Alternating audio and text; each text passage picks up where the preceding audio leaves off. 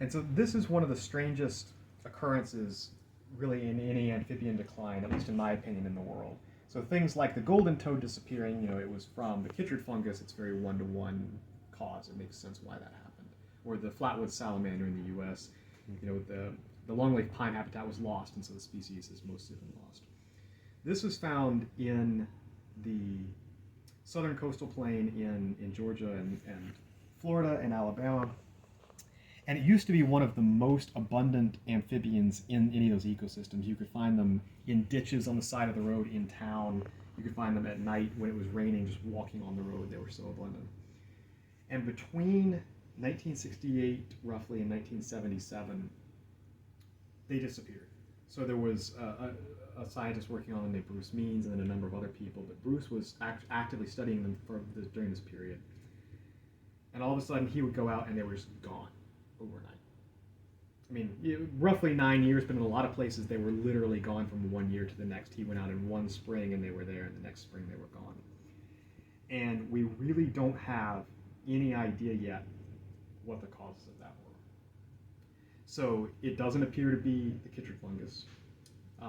There are some of the historical specimens do have it, but there's no peak in the chytrid fungus around that time. It isn't really habitat loss. A lot of the habitat is lost, obviously, but it was already gone by the 60s. Things like the ivory-billed woodpecker went extinct 100 years before that because of habitat loss. They're gone from pristine habitat, so in places like the Okefenokee or even in Apalachicola National Forest, which is pristine habitat that's been protected for over 100 years, and they just disappeared from there, even in places that experienced no agriculture, no urbanization, no noticeable change. And very, very few of the other amphibians in those ecosystems were affected.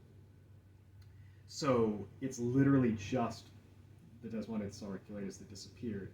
There are other amphibians that have been affected and declined in those areas, as I mentioned, like the flatwood salamander or the striped newt or the gopher frog, but those are due to very well-known causes of things like fire suppression in their ecosystem that reduce their breeding habitat.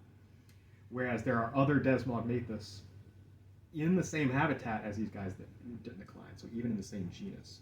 And then other species like Amphiumas and sirens and all of the frogs and a bunch of the other salamanders like Eurycia may have varied a little bit in their abundance or their distribution.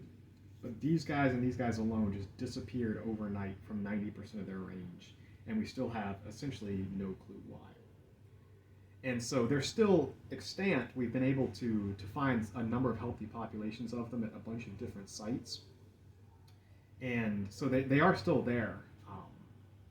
They're breeding in a number of different sites, and so there's a lot of hope that they'll be able to persist and stay viable.